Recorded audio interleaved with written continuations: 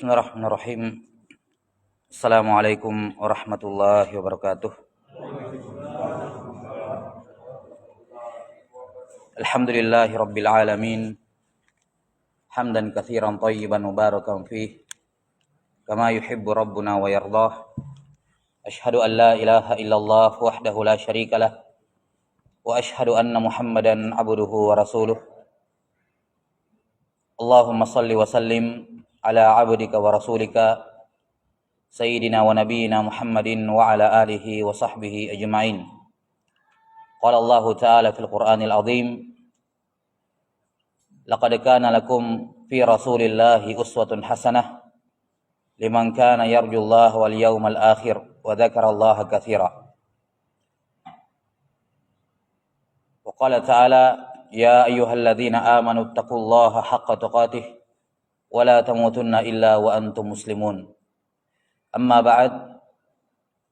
Alhamdulillah, segala pujian kita panjatkan kehadirat Allah Subhanahu wa taala Rabbul Alamin yang sampai pada saat ini masih memberikan kepada kita nikmat yang tidak ada henti-hentinya, yang tidak ada seorang pun dari manusia yang sanggup untuk menghitungnya, yang telah memberikan kepada kita taufik dan keistiqomahan untuk mendatangi rumah Allah Subhanahu wa taala, untuk menundukkan anggota tubuh kita yang paling mulia, wajah kita rapatkan turun ke tanah sebagai bentuk penghambaan dan perendahan diri kepada Allah Subhanahu wa taala.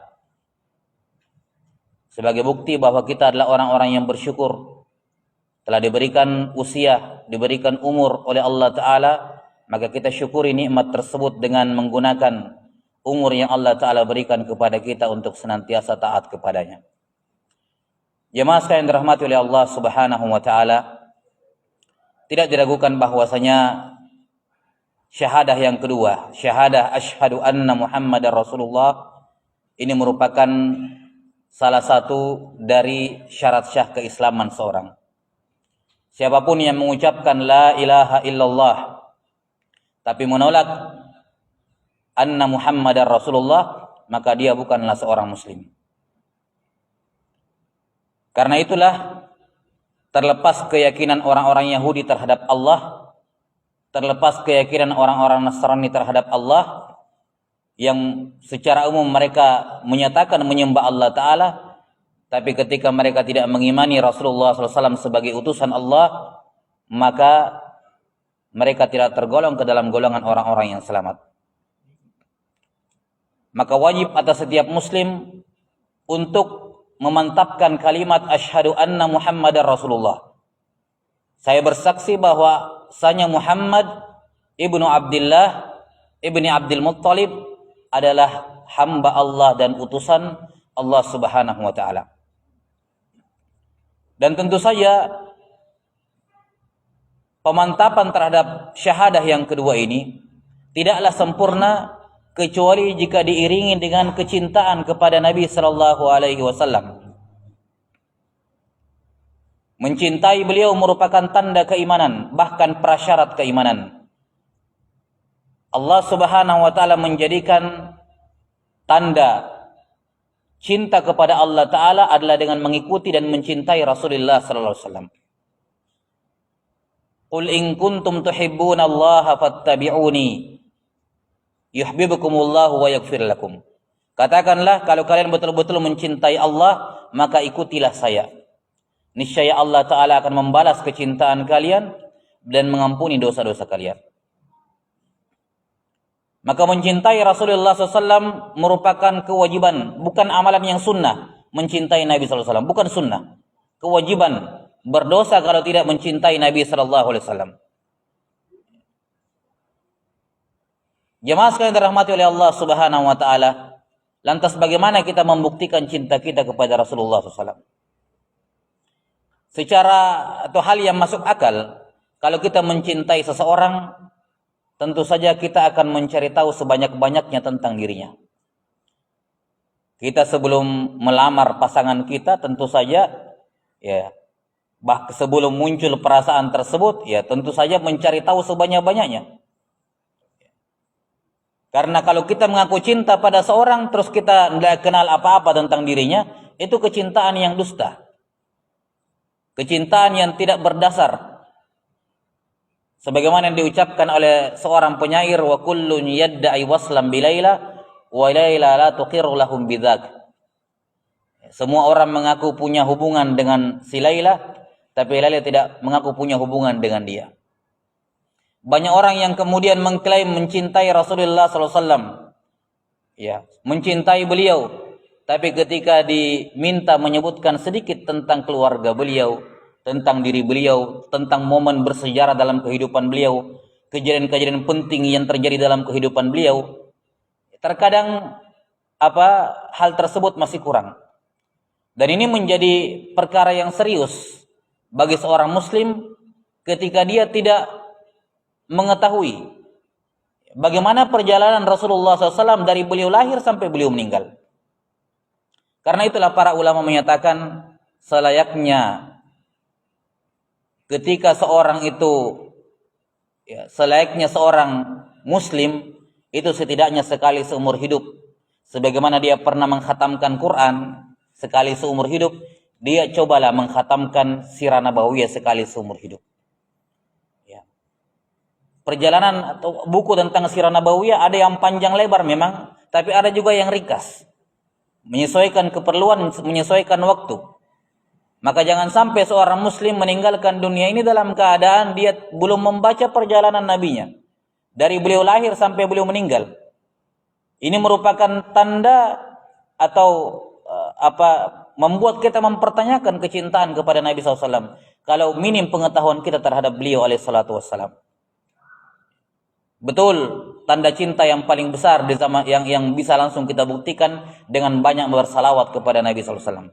Pada malam Jumat, pada hari Jumat, pada setiap kali nama beliau disebut alaihissalatu wassalam. Ini tanda cinta. Tapi lebih besar daripada sekedar bersalawat kepada beliau adalah bagaimana mengenal beliau lebih dalam. Kita kenal beliaunya, kita kenal istri beliau, anak-anak beliau, keluarga beliau. Momen-momen penting yang beliau alami yang merubah kehidupan beliau secara signifikan dari manusia biasa menjadi seorang nabi. Bagaimana beliau merasakan ketidaknyamanan, bagaimana beliau terluka, bagaimana beliau hampir terbunuh, hampir mati di perang Uhud. Bagaimana sampai kemudian Allah Ta'ala membalikkan keadaan dari minoritas menjadi mayoritas, dari yang tertindas menjadi yang kemudian memerdekakan. Dan sungguh seperti yang pada ayat yang kita bacakan tadi, bahwa pada diri Rasulullah SAW, pada perjalanan hidup beliau terdapat uswah, suri tauladan bagi siapapun yang ingin mencari suri tauladan, siapapun yang ingin mencari tokoh yang dia mau ikuti, siapapun yang ingin mencari idola yang dia mau jadikan sebagai idol, maka tidak ada yang paling layak berada di situ di hadapan seorang muslim kecuali Nabi mereka, Nabi Muhammad SAW.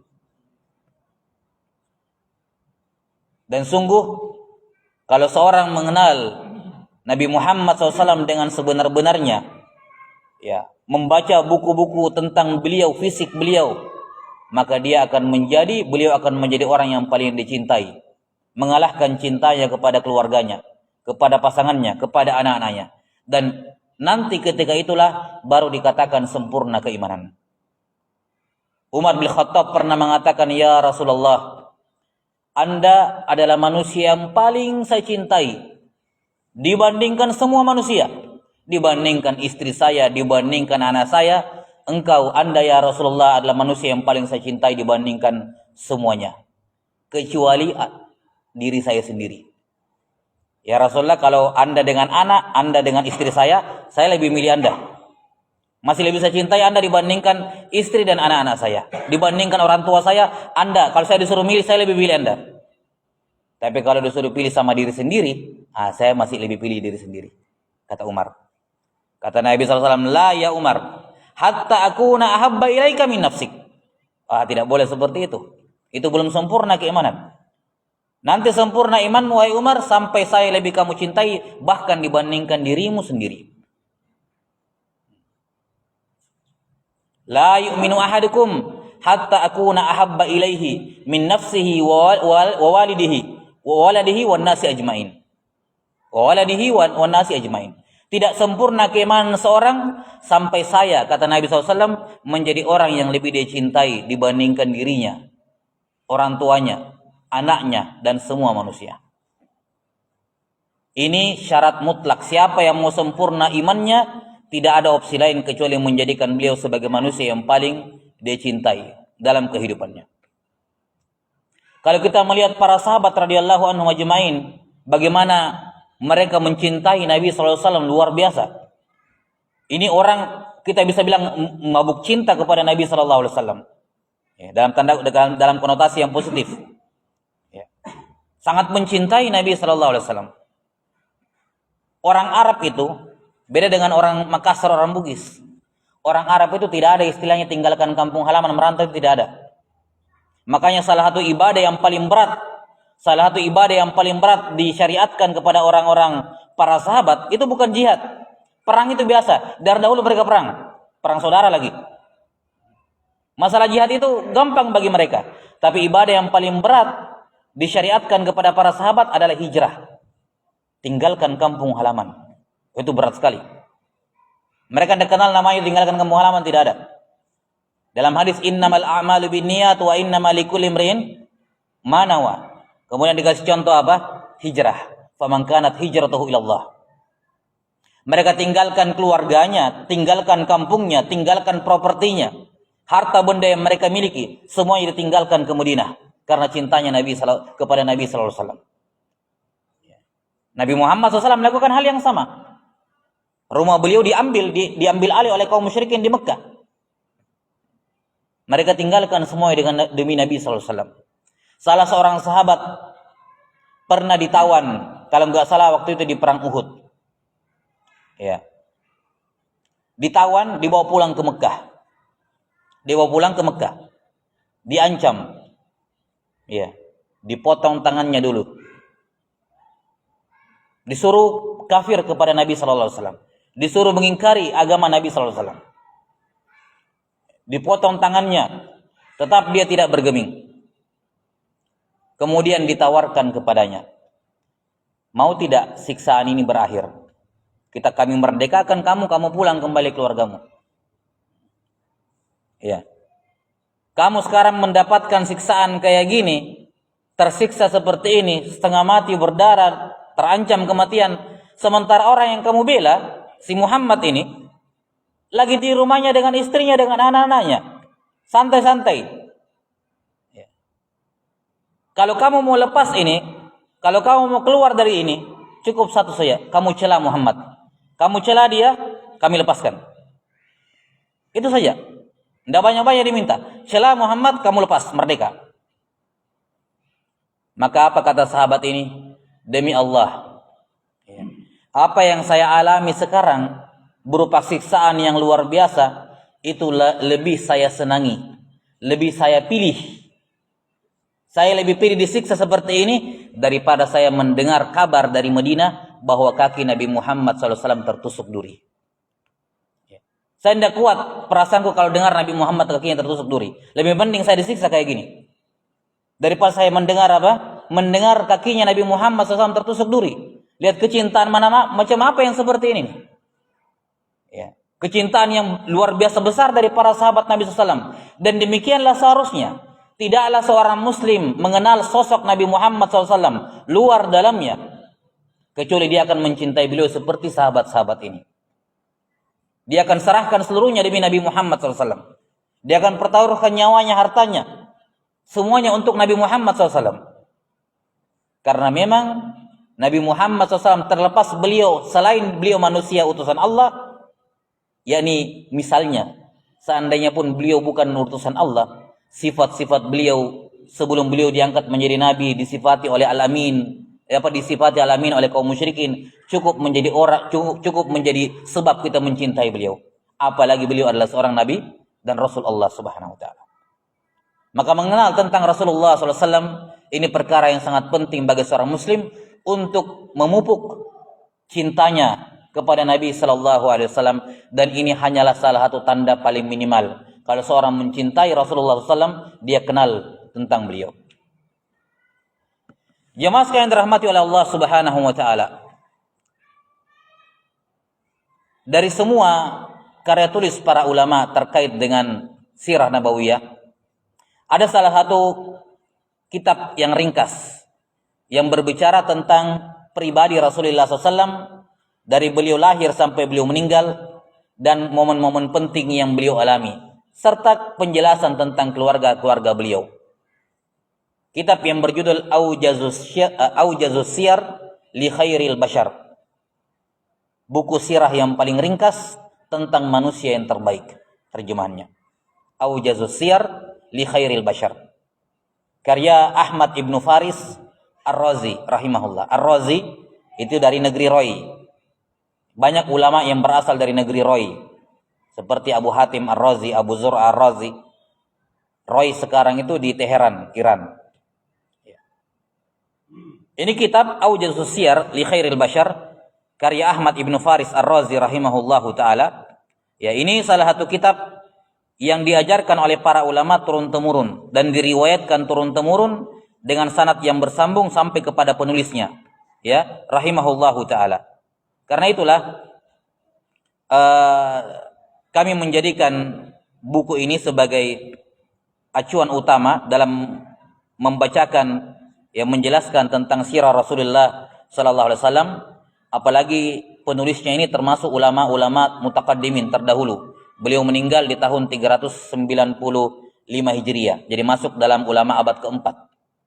Jauh mutaqaddimin. Ya. Dan di antara bentuk keberkahan dalam menuntut ilmu adalah membaca karya tulis para ulama terdahulu. Maka insyaallah taala kita akan membacakan sedikit demi sedikit apa yang disebutkan oleh penulis rahimahullahu taala dalam kitab ini Aujazus Siyar. Jemaah sekalian dirahmati oleh Allah Subhanahu wa taala, penulis rahimahullahu taala membuka karya tulisnya ya dengan muqaddimah. Kata beliau rahimahullahu taala,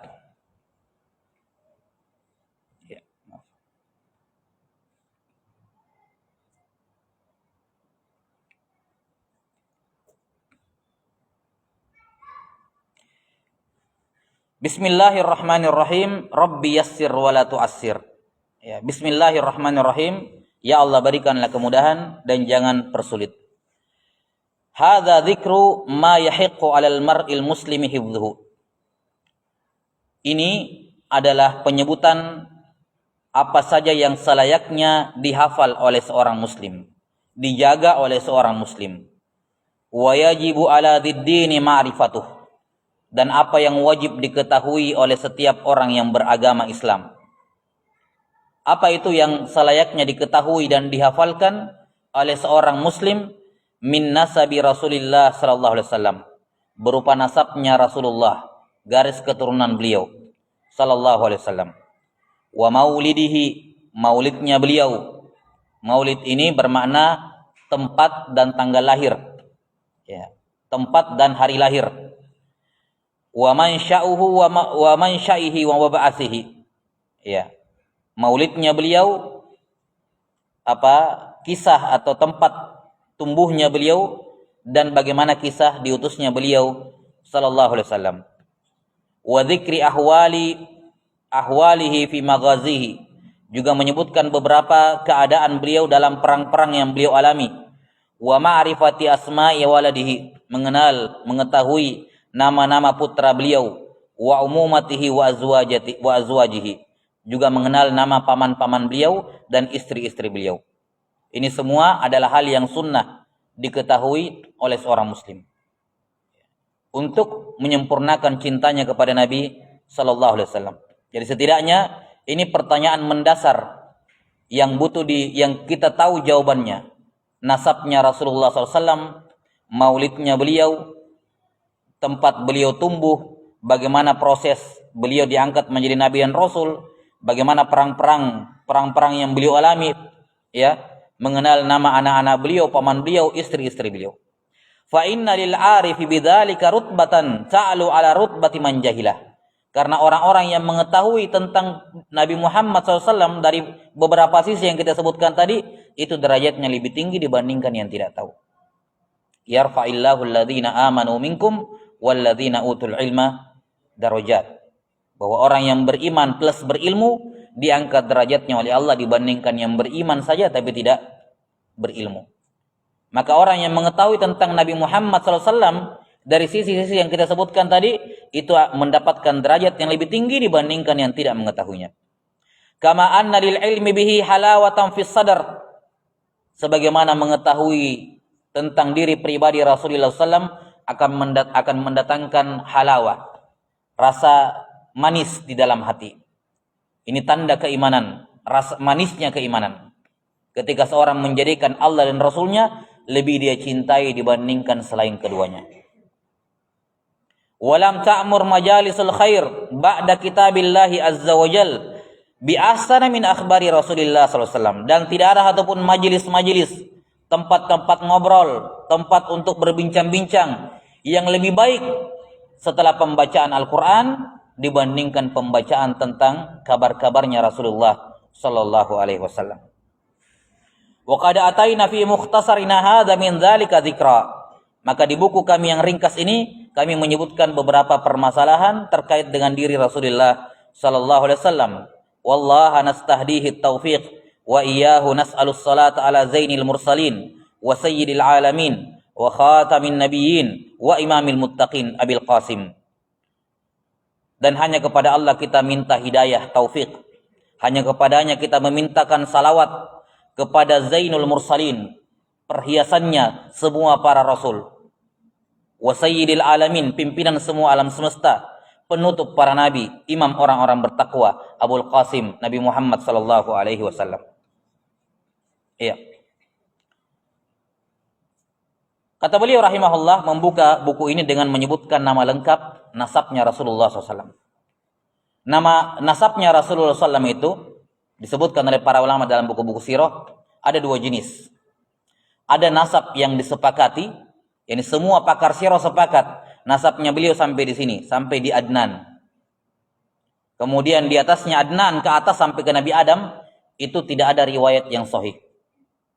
Yang disepakati oleh ahli sirah hanya dari Muhammad sallallahu alaihi wasallam sampai ke Adnan. Kata beliau nama lengkap Nabi sallallahu alaihi wasallam adalah Muhammad ibnu Abdillah ibni Abdul Muttalib ibni Hashim ibni Abdi Manaf ibni Qusay ibni Kilab ibni Murrah ibni Ka'ab ibni Lu'ay ibn Ghalib ibn Fihr ibni Malik ibn Nadar ibni Kinanah ibni Khuzaimah ibn Mudrikah ibn Ilyas ibni Mudar ibni Nizar ibn Ma'ad ibn Adnan. Ilahuna ijma'ul ummah.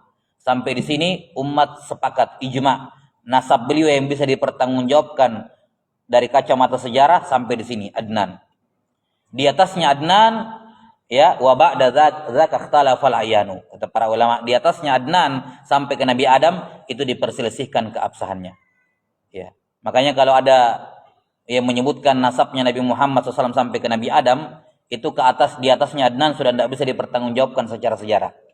Ya, yang disepakati oleh para ulama itu cuma sampai di Adnan. Ini nama lengkapnya Nabi sallallahu alaihi wasallam. Muhammad ibnu Abdullah. Ya.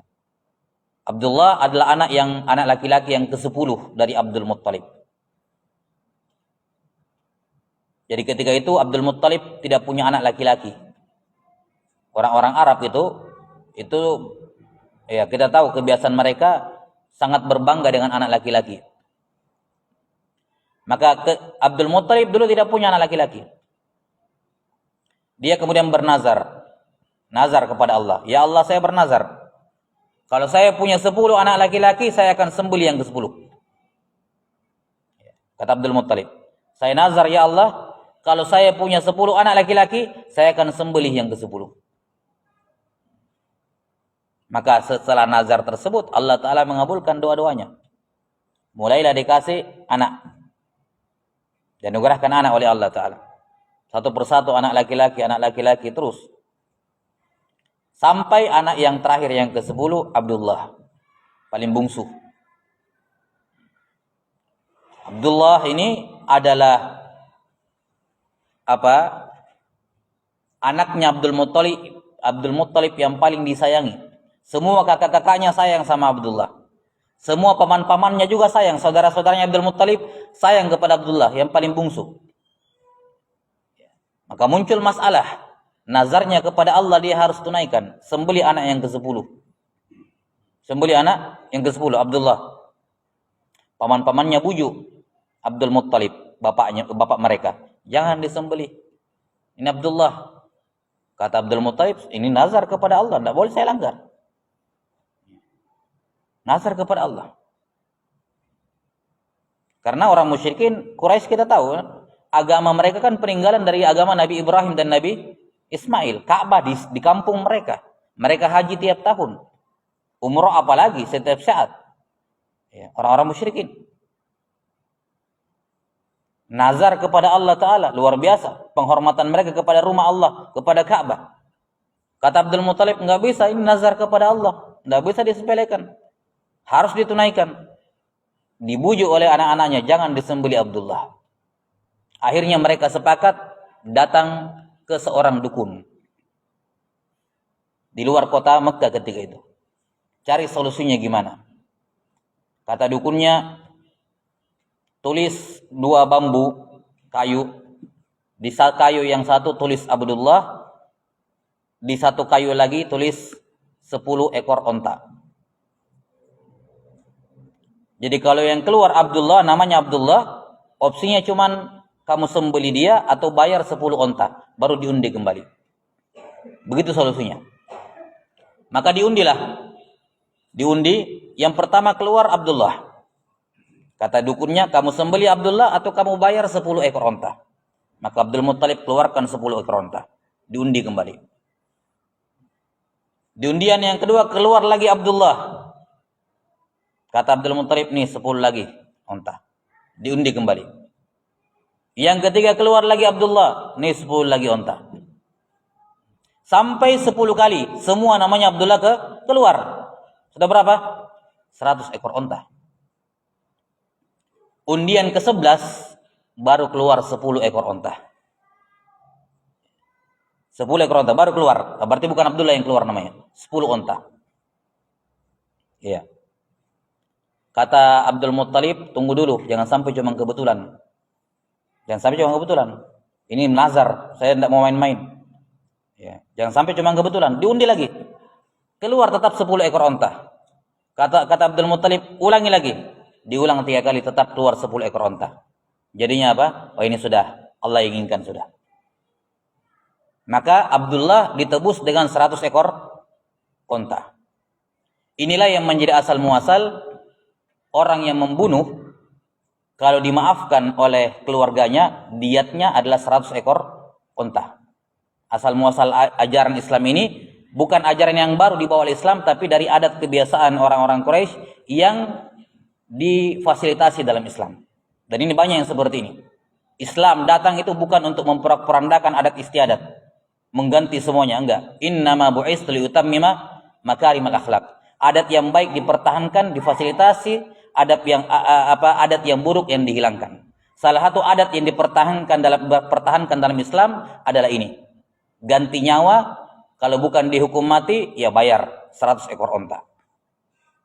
Ya, kepada keluarga yang dibunuh. Nah ini Abdullah, makanya ketika itu tidak jadi disembelih. Makanya Nabi Muhammad SAW itu disebutkan Ibnu Zabih. Dia adalah anaknya orang yang hampir disembelih, dari kakek moyang yang juga hampir disembelih, yaitu Ismail alaihissalam. Dua orang tuanya Nabi SAW hampir disembelih, Abdullah dan Ismail. Ya, alaihi wassalatu wassalam. Muhammad ibnu Abdullah ibni Abdul Muttalib. Ya.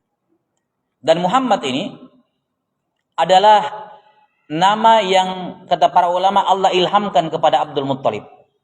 Ketika Muhammad SAW lahir, itu mereka berinteraksi dengan orang-orang Yahudi, orang-orang Nasrani, di mana kadang Yahudi Nasrani cerita akan datang Nabi terakhir, namanya Muhammad. Tertulis dalam buku Taurat dan Injil. Ada Nabi terakhir namanya Muhammad. Akhirnya ada sebagian orang-orang Arab ketika lahir anaknya laki-laki dikasih nama Muhammad dengan harapan anaknya lah yang dimaksud dalam kitab suci Taurat dan Injil. ketika Nabi Muhammad SAW lahir, sudah ada sekitar belasan anak yang namanya juga Muhammad.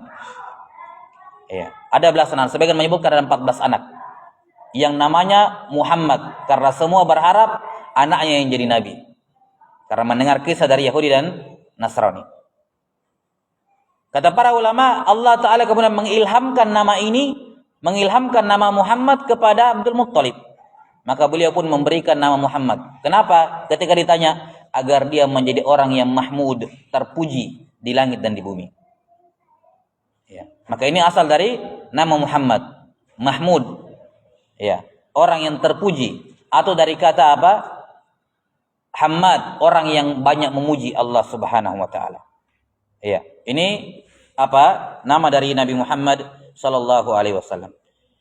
Beliau juga punya nama lain, yaitu nama Ahmad yang tersebut dalam surah dalam Al-Quran. Mim ba'di ismuhu Ahmad, ya'ti mim ba'di ismuhu Ahmad, yang tertulis dalam Injil. Yang Nabi Isa kabarkan bahwa akan datang Nabi sepeninggalku yang namanya Ahmad. Ini juga salah satu dari nama Nabi sallallahu alaihi wasallam.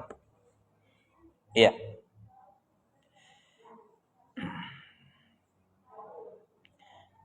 Kemudian terkait dengan ayah beliau Abdullah ibnu Abdul Muttalib. Abdul Muttalib sebenarnya ini asalnya adalah orang Madinah. Ya, kakek beliau Abdul Muttalib asalnya adalah orang Madinah asalnya. Ya. Al-Muttalib itu nama pamannya dia. Al-Muttalib nama pamannya dia. Ya. Kemudian ketika Al-Muttalib berada di Madinah, dia membawa pulang Abdul Muttalib. Saya lupa siapa namanya, Abdul Muttalib. Ya, disebutkan oleh para ulama sirah. Ya, tapi dia ketika dibawa pulang oleh Al-Muttalib dari Madinah ke Mekah, ya. Ya, nama aslinya Syaibah, ya. Nama aslinya Abdul Muttalib ini adalah Syaibah. Jadi Syaibah ini dibawa pulang oleh Al-Muttalib dari Madinah, dari rumah paman-pamannya. Nah, karena di jalan kena pasir berdebu, akhirnya menghitam. Jadi kayak seorang budak. Akhirnya digelari dia, dikatakan dia Abdul Muttalib, budaknya si Muttalib. Padahal itu keponakannya dia. Padahal itu keponakan beliau dari Madinah. Nah, jadi asalnya keluarga Muttalib itu Abdul Muttalib dari Madinah. Karena itulah Abdullah, pamannya, ayahnya Nabi SAW, itu beliau meninggal di Madinah ketika mengunjungi keluarga-keluarga beliau di Madinah. Ya, beliau dimakamkan di sana karena sakit, ya, meninggal di sana kemudian dimakamkan sebagaimana yang kita tahu dalam Sirah Nabawiyah. Wallahu ta'ala a'lam bissawab. Kemudian Abdul Muttalib ini adalah kakek Nabi SAW yang mengurus beliau setelah meninggalnya ayah beliau. Ketika meninggalnya ayah dan ibu beliau, ya, beliau diurus oleh Abdul Muttalib sampai pada usia 8 tahun, ya, ketika kakek beliau meninggal, beliau pun dirawat oleh oleh saudara beliau atau paman beliau adalah siapa? Abu Talib. Dan Abdul Muttalib sebagaimana beliau sangat menyayangi anaknya Abdullah, dia juga sangat menyayangi cucunya ini, Muhammad. Abdul Muttalib itu punya tempat duduk di Ka'bah, di sekitar Ka'bah. Kalau ngumpul semua keluarga besar, itu dia yang duduk di situ, tidak ada yang boleh duduk di situ. Tidak ada anaknya, tidak ada cucunya yang berani duduk di situ. Suatu ketika datang Muhammad kecil, ya, kemudian duduk di tempat itu. Maka paman-pamannya, sepupunya semuanya menyuruh pindah. Pindah itu tempat duduknya kakek itu, Abdul Muttalib. Maka kemudian datang Abdul Muttalib mengatakan, biarkan dia di situ, dia nanti akan menjadi pemimpin. Biarkan dia di situ. Ini lihat bagaimana kecintaan Abdul Muttalib kepada cucunya yang satu ini. Maka ketika Abdullah meninggal, tidak lama kemudian disusul oleh Aminah, akan diterangkan nanti tentang ibu beliau. Beliau kemudian diasuh oleh kakek beliau, Abdul Muttalib. Ya, ini sekilas terkait dengan nasab Nabi sallallahu alaihi wasallam. Kata beliau rahimahullahu taala, wulida Rasulullah sallallahu alaihi wasallam amal fil yaumal itsnain li samanin khalawna min Rabiul Awal. Rasulullah sallallahu alaihi wasallam dilahirkan pada tahun gajah pada hari Senin tanggal 8 Rabiul Awal. Di sini beliau berbicara tentang maulidnya Nabi sallallahu alaihi wasallam, yakni tempat lahir dan waktu lahirnya. Maulid Nabi sallallahu alaihi wasallam itu di Mekah. Jelas kesepakatan para ulama bahwa beliau alaihi salatu wasallam lahir di Mekah. Di tahun gajah. Kenapa dikatakan tahun gajah? Karena orang-orang Arab itu di zaman dahulu belum mengenal hitungan tahun dengan angka. Belum mengenal. Tahun Islam itu dikatakan tahun 1 Hijriah, 2 Hijriah, nanti di zamannya siapa? Umar bin Khattab. Di zamannya Umar lah dimulai dihitung angka dengan menggunakan tahun. Di mana beliau menjadikan peristiwa hijrahnya Nabi sallallahu alaihi wasallam sebagai tahun pertama Hijriah. Adapun sebelum zamannya Umar, termasuk di zaman Nabi Muhammad SAW, belum ada yang namanya tahun 1, tahun 2, tahun 3. Mereka menamakan tahun dengan kejadian besar di tahun itu. Ya. Nah, kejadian yang besar di zaman Nabi SAW itu penyerangan Abrahah yang tersebut dalam surah Al-Fil. Ara'aital ladzi alam tara kaifa fa'ala rabbuka bi ashabil fil. Ini disebutkan penyerangan tentara bergajah 50 hari sebelum kelahiran Nabi sallallahu alaihi wasallam. Jadi pasukan gajah menyerang, Allah hancurkan, 50 hari berikutnya baru Nabi Muhammad SAW lahir. Makanya dikatakan tahun gajah karena pada tahun ini peristiwa yang paling viral lah ceritanya di zaman itu. Kita tahu bagaimana peristiwa bergajah ini. Ini sedikit kita jelaskan terkait dengan kejadian yang tersebut dalam surah Al-Fil. Karena dari sini kita bisa melihat bagaimana penjagaan Allah Ta'ala kepada Nabi Muhammad SAW. Bayangkan kalau seandainya pasukan bergajah berhasil itu menguasai Mekah. Kondisinya tidak akan baik ketika Nabi Muhammad SAW lahir. Ya, itu pun kalau lahir begitu ya maksudnya. Kalau dengan kondisi yang kacau seperti itu. Maka untuk melindungi, menjaga kelahiran Nabi SAW, salah satunya kata para ulama, salah satunya adalah dengan Allah menghancurkan pasukan bergajah. Karena cuma selisih 50 hari dengan lahirnya Nabi sallallahu alaihi wasallam. Kisahnya disebutkan oleh para ulama sirah bahwa ada seorang raja di Yaman. Ya, namanya Abraha. Seorang Nasrani. Yaman dulu berada di bawah kekuasaan Ethiopia, Habasyah. Habasyah itu negara Kristen yang paling luas, paling besar, Ethiopia ketika itu. Kalau sekarang. Yaman salah satu wilayahnya. Dan dia sangat cinta dengan agamanya. Ketika dia melihat orang-orang Islam atau orang-orang yang mengikuti agama Nabi Ismail, itu mereka berbondong-bondong haji ke Ka'bah tiap tahun. Ini Nabi Muhammad SAW belum lahir. Mereka masih mengamalkan ajaran Nabi Ibrahim, haji. Salah satunya haji. Nazar sudah ada.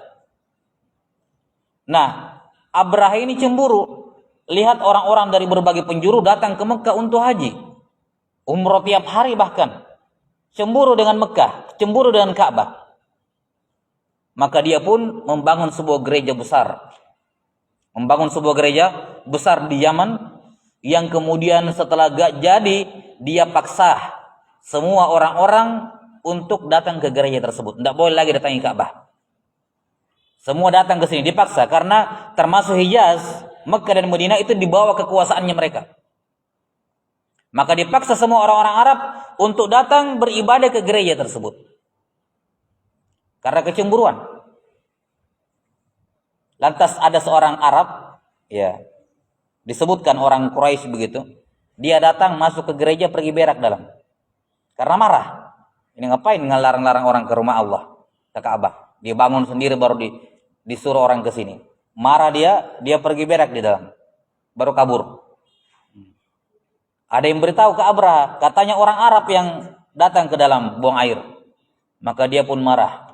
Dia kumpulkan pasukan bergajah untuk menyerang apa? Menyerang Ka'bah. Menyerang Ka'bah. Karena kesalahan satu orang, banyak orang yang jadi korban. Ya, oknum. Ini kan oknum. Akhirnya keluarlah Abraha dengan pasukannya dari Yaman menuju ke Mekah. Ya, setiap kali ada lewat kampung kabilah dia lihat, mereka ketakutan masuk ke dalam rumahnya. Ya. Abraha dengan sombongnya, dengan pasukannya, ya, menampakkan kekuasaannya, menampakkan kekuatannya, tidak ada yang berani menghalangi mereka. Sampai ketika mendekat masuk ke Mekah, dia merampas 200 ekor ontanya Abdul Muttalib. Iya. Iya. Yang cukup. Cukup. Oh, naik.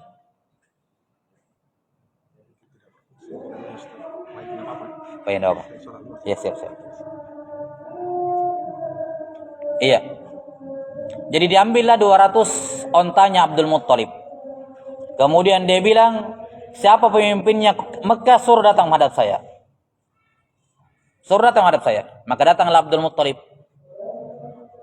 Dia bilang, kamu pemimpinnya Mekah? Katanya, iya saya. Apa yang kamu inginkan? Katanya, saya mau meminta kembali 200 ekor onta yang kamu ambil. Punya saya itu. Kata Abraha, saya pikir pemimpinnya Quraisy itu orang yang mulia. Saya mau hancurkan rumah Tuhanmu. Saya mau hancurkan rumah penyembahan nenek moyangmu. Dan kamu cuma ngurusin 200 ekor ontamu. Saya mau hancurkan rumah Tuhanmu ini.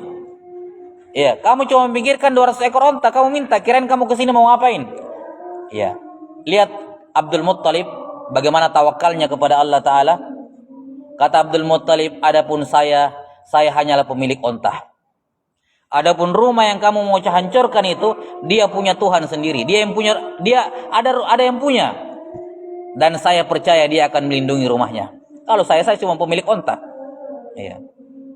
Saya cuma pemilik onta. Saya minta harta saya, hak saya. Adapun rumah yang coba kamu hancurkan, dia punya Tuhan. Dia ada yang punya. Dan saya yakin dia akan menghalangi kamu darinya. Lihat tawakal yang luar biasa. Maka diserahkanlah onta tersebut kembali kepada Abdul Muttalib. Abdul Muttalib menyingkir. Sebelumnya beliau sudah perintahkan semua orang Mekah keluar, tinggalkan kota Mekah, lari ke pegunungan. Jangan sampai kalian kena imbas.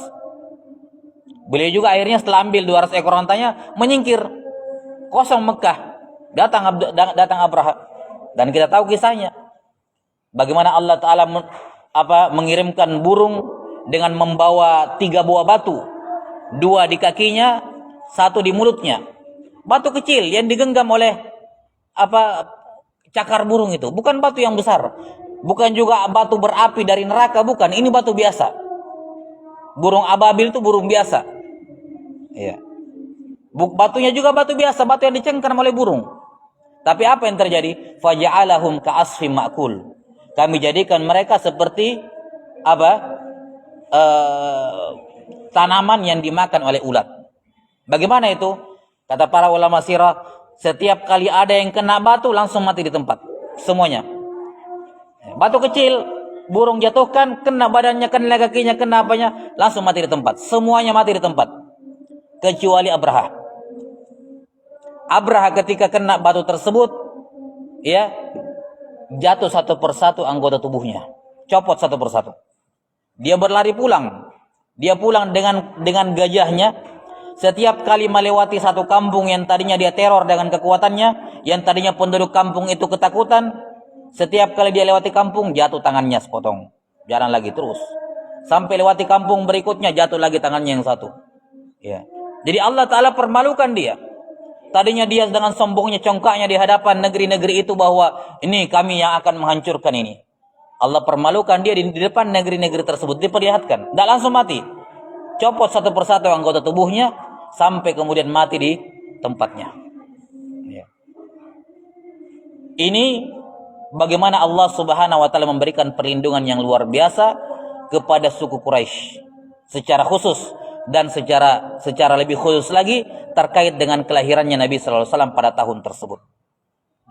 Maka dari sini kita bisa lihat bagaimana penjagaan Allah Ta'ala kepada Nabi Muhammad SAW. Dipersiapkan kelahiran beliau, dilindungi kelahiran beliau alaihi salatu wassalam dari peristiwa seperti ini. Iya. Kata beliau, Rasulullah SAW dilahirkan pada tahun gajah pada hari Senin. Ketika Nabi SAW ditanya, apa hikmahnya puasa Senin Kamis? Kata beliau, kalau hari Senin, hari saya dilahirkan. Ya, yauma wulidtu. Hari Senin itu saya puasa karena hari itu saya dilahirkan.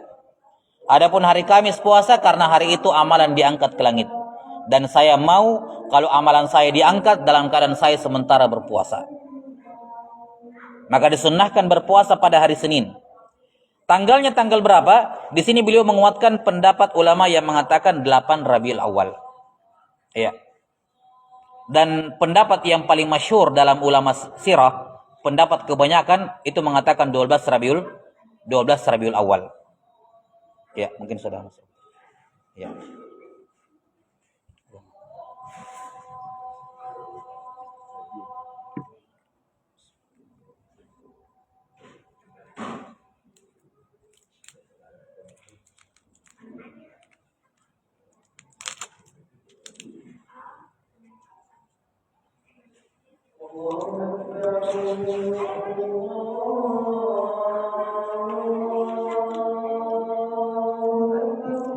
Allahu Akbar, Allahu Akbar.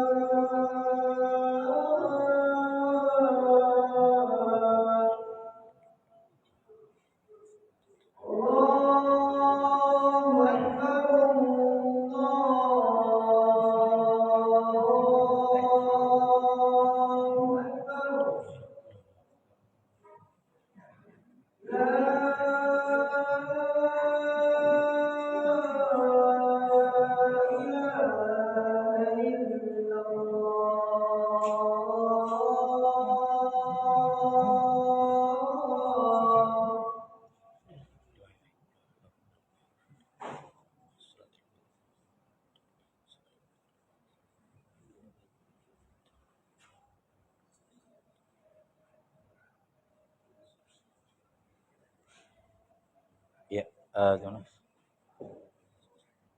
Bagaimana sekarang? Cukup sudah tutup? Ya, ya. Ya, insyaallah taala terkait dengan tanggal kelahiran Nabi sallallahu alaihi wasallam ada perselisihan pendapat di kalangan para ulama terkait kapan tanggal tepatnya. Insyaallah taala mudah-mudahan kita bisa lanjutkan nanti pada pertemuan berikutnya. Nasallallahu taala yu'allimana mimma yanfa'una wa yanfa'ana bima 'allamana innahu waliyudzalika wal qadiru alaih. Subhanakallahumma bihamdik asyhadu an la ilaha illa anta astaghfiruka wa atubu ilaik. Wa sallallahu ala nabiyyina Muhammadin wa ala alihi wa sahbihi wasallam. Walhamdulillahirabbil alamin. Assalamualaikum warahmatullahi wabarakatuh.